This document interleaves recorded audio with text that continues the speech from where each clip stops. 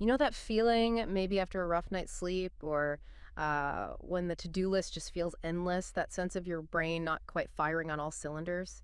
If you're anything like me, you're probably always looking for smart ways to get a bit more mental clarity. Well, you're definitely in the right place for that. In this deep dive, we're getting into some really fascinating research around creatine, and specifically its surprising potential for, well, brain health and cognitive function.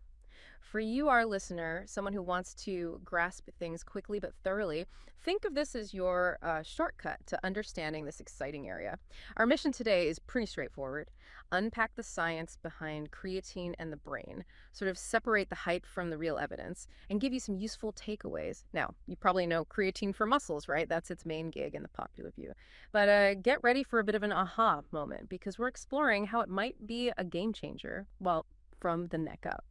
And to help us navigate this, we're drawing on a recent, really in-depth discussion with an expert in this field. Yeah, it's really interesting how our view of creatine is broadening. We've known about the muscle stuff for ages. Hmm. ATP regeneration, anti-inflammatory effects, helping maintain muscle.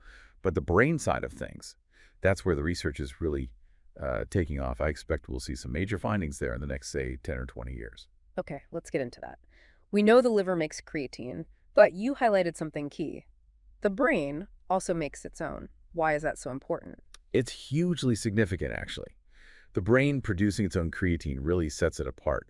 But there's also the blood-brain barrier. Think of it like very tight security. It's crucial for keeping bad stuff out, but it also, well, it restricts a lot of things from getting in from the blood, and that includes creatine. So the brain kind of has its own internal supply chain. It's not really looking to the bloodstream for creatine. For someone generally healthy, sleeping well, no chronic issues, their brain is probably making enough, maybe 1 to 3 grams or so. 1 to 3 grams. That doesn't sound like a lot, especially when you think about how much energy the brain uses. Isn't it something like 20% of our daily energy? Exactly, a huge energy hog for its size. Hmm. And think about modern life, right? Often too little sleep, constant mental juggling. Many of us are, you could say, metabolically stressed from a cognitive standpoint. Hmm. And this is where the creatine research gets really interesting. Studies are starting to suggest benefits when we're mentally fatigued or maybe dealing with low oxygen like hypoxia or even jet lag. Right, and this is maybe where people get a bit confused. Some studies show benefits, others don't seem to. What's the pattern there? What makes the difference? Yeah, the key difference often seems to be who is being studied, the positive effects. They really pop up more consistently in people who are already mentally tired, sleep deprived, or in older adults. If someone's brain is like humming along nicely already, metabolically speaking, it might be harder to see a big jump from extra creatine. But when the brain's under stress, that seems to be when creatine steps in to help, almost like providing extra fuel like it does for muscles or bones under strain. So for you listening, if you're dealing with brain fog, maybe a higher dose, especially then, could actually give you a noticeable boost. That seems to be the implication. That makes a lot of sense. And what about, say, for older adults, maybe someone worried about cognitive function in an aging parent? That's a really common question. And yes, some studies suggest even fairly modest amounts, like around 5 grams a day, have shown some promise for cognition in older populations. Okay, let's talk logistics, getting it into the brain. For muscles, people often do that loading phase with higher doses. Is it the same idea for the brain? Ah, that's a crucial difference. It's not the same at all, really. Muscles are great at soaking up creatine from the blood, the brain. Much, much more restricted uptake. That blood-brain barrier we mentioned is a big part of it. And then you have these brain cells, astrocytes, kind of acting as gatekeepers between the blood and the neurons. And, well, unfortunately, these astrocytes don't have many of the specific transporter proteins, the doors that let creatine pass through. So it's harder to get it in there. Much harder. So the theory is to really boost brain creatine with supplements, you probably need to take it for longer or take higher doses. The strongest evidence for increasing brain levels comes from those MRS studies, magnetic resonance spectroscopy. It's a scan that measures brain chemistry. And those studies generally point towards needing around 20 grams a day for at least a week to see a measurable increase in the brain. 20 grams is quite a bit more than the usual muscle dose. It is. Though there was one study that showed some buildup with just 4 grams a day, but that took 3 months. So a much slower process. Yeah. It really seems the brain only takes up extra creatine when it feels it needs it, like during stress. Okay, so what about someone taking, say, the standard 5 grams a day, but doing it consistently for a long time, like a year? Is any of that likely getting into the brain? It's probable, yes. Some accumulation is likely over that time frame. Mm. Remember, your basic need for creatine, mainly for muscle maintenance, is maybe 2 to 3 grams a day. Depends on diet, activity, of course. Right. So once that's covered, where does the extra go? Well, genetics might play a role. Your body might prioritize sending it to bone. Or maybe some gets to the brain. And don't forget, there's creatine in other tissues too, tests, heart. That makes up the last little bit, maybe 5%. Yeah. And how it's distributed might differ slightly between men and women. So 5 grams daily probably leads to a slow, small increase in brain creatine, especially if life isn't too stressful. If you're not under much stress, the brain might not be demanding it. It might go elsewhere or just get excreted. But when you are metabolically stressed, the brain seems to really kind of beg for more creatine. That supports the idea of needing a higher dose then. We even saw hints of this in that long COVID research. People with brain fog, fatigue, taking 4 grams a day showed improvements.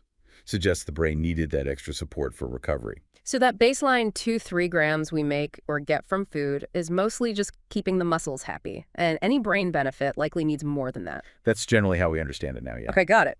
So higher doses seem better for the brain, but 20 grams a day.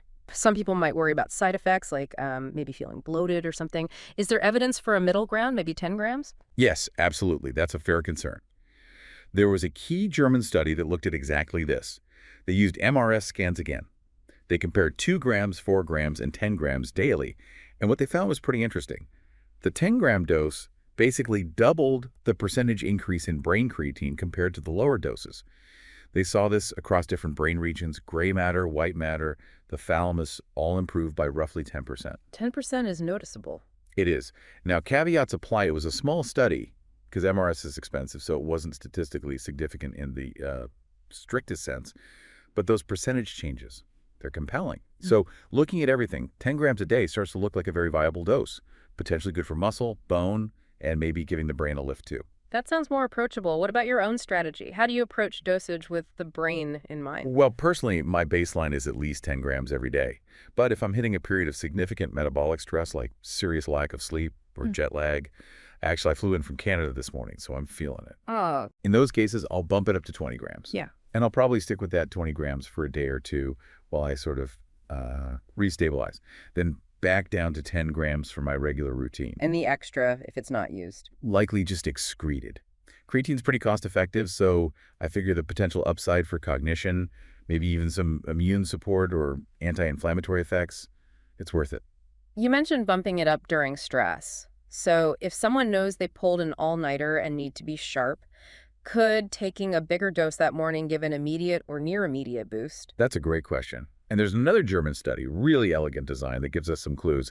They took people, deprived them of sleep for 21 hours straight. Ouch. Yeah. And during that time, they gave them a single high dose of creatine, 0.35 grams per kilo of body weight. So for a 70-kilo person, that's about 25 grams. And they found significant improvements, better memory, better cognitive performance in the creatine group.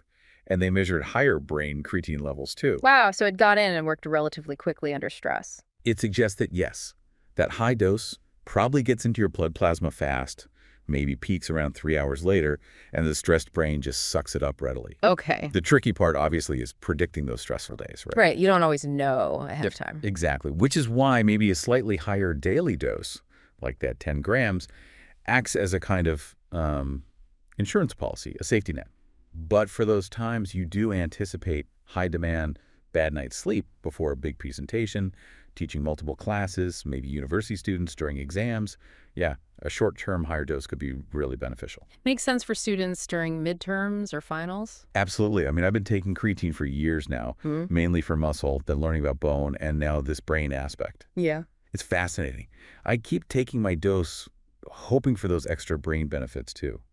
And there's even research suggesting that taking creatine before you get mentally fatigued can help your brain maintain memory and cognition for longer once the fatigue sets in. So almost like preloading for mental effort. Sort of, yeah.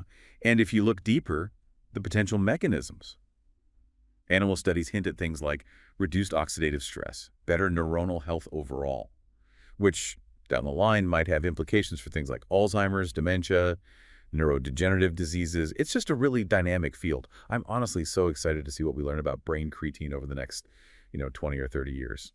So, if we were to really nail down the key takeaway for everyone listening today, it sounds like creatine, while famous for muscles, has this really strong emerging role in supporting our brains, especially when they're under pressure. Exactly. That's the big picture emerging. And critically, the dosage needed for the brain seems different than for muscles. That blood-brain barrier is a key challenge, meaning higher doses or maybe more sustained use seem necessary to really tap into those cognitive benefits. Definitely fascinating stuff to chew on. So, maybe for you listening, it's worth considering your own levels of mental stress, the demands on your brain, and maybe exploring whether a slightly higher creatine dose could be a useful tool for supporting that mental edge. It really feels like we're just scratching the surface here on what's possible.